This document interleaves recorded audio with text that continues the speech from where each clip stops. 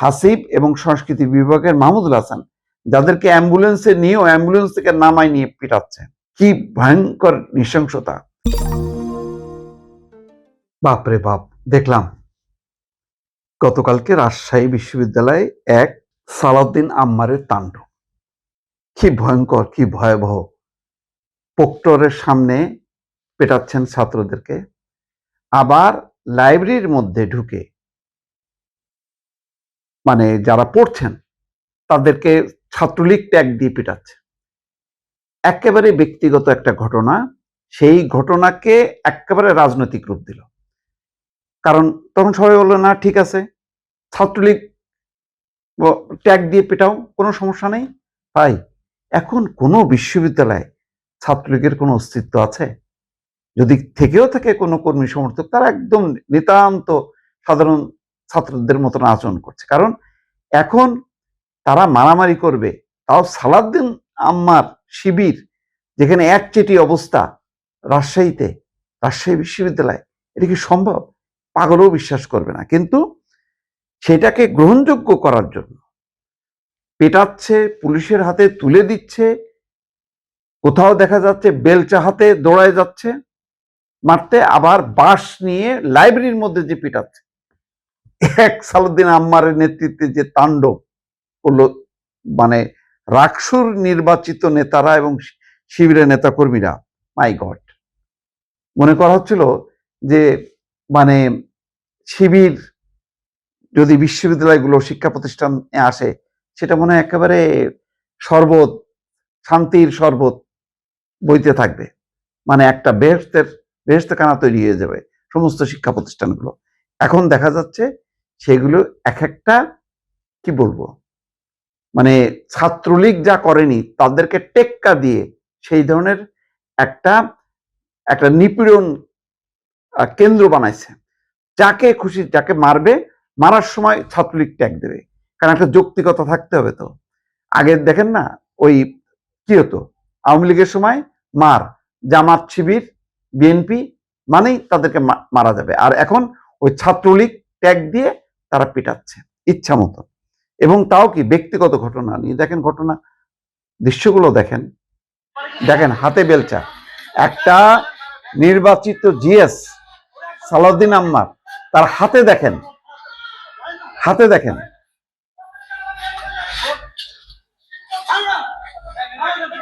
দেখেন তাকে ঠেকায় রাখা যাচ্ছে না।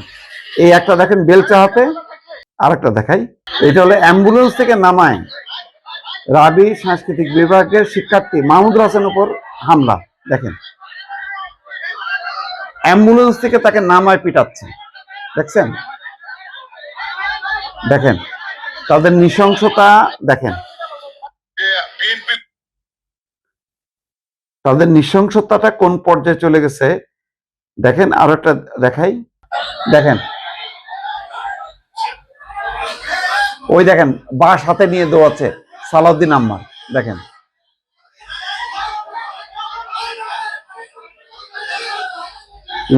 লাইব্রেরির মধ্যে, রাজশাহী বিশ্ববিদ্যালয়, এই বিশ্ববিদ্যালয়ে কি পড়াশোনা হবে, কি হবে? রাকসুর নির্বাচিত জিএস সালাউদ্দিন আম্মার, যার হাতে বেলচা নিয়ে আক্রমণ করতেছে, প্রক্টরের সামনে যে প্রথমে পিটাইলো, তারপরে বেলচা নিয়ে আক্রমণ করতেছে, তারপরে আবার বাঁশ নিয়ে ঢুকে পড়ছে লাইব্রেরির মধ্যে। কারণ ওই যে কিছু ছাত্র যাদেরকে মারলো, তারা প্রতিবাদ করছে রাকসুতে, যে তার দপ্তরে যে তার খেসারত দিতে হলো। এবং দেখেন আজকে শিরোনামটা কি, 3 শিক্ষার্থীকে দফায় দফায় পেটালেন সালাউদ্দিন আম্মার সহ শিবির নেতারা। এই হচ্ছে শিরোনাম। 3 শিক্ষার্থীকে দফায় দফায় পিটিয়েছেন তারা। সোমবার দুপুরে বিশ্ববিদ্যালয় প্রক্টরের দপ্তরে প্রথমবার মারধর করা হয়। বিকালে কেন্দ্রীয় গ্রন্থাগারে কয়েক দফায় এই ঘটনা ঘটে। তার মানে দফায় দফায়। আহত শিক্ষার্থীরা হলেন বিশ্ববিদ্যালয় ইসলাম ইতিহাস এবং সংস্কৃতি বিভাগের শিক্ষার্থী আনাস, হাসিব এবং সংস্কৃতি বিভাগের মাহমুদুল হাসান, যাদেরকে অ্যাম্বুলেন্সে নিয়েও অ্যাম্বুলেন্স থেকে নামায় নিয়ে পিটাচ্ছে। কি ভয়ঙ্কর নৃশংসতা! দেখেন কারণটা কি, একদম ব্যক্তিগত ঘটনা, যে সংস্কৃতি বিভাগের এক ছাত্রীকে প্রেমের প্রস্তাব দেন একই বিভাগের মহসিন আলম নামের এক ছাত্র। প্রেমের প্রস্তাবে রাজি না হয়, তাদের মধ্যে বিরোধ হয়, ওই মেয়েটা প্রক্টর অফিসে চিঠি দিছে। তারপরে লিখিত অভিযোগের ভিত্তিতে প্রক্টর অধ্যাপক মাহবুব রহমান মিটিং এ বসে।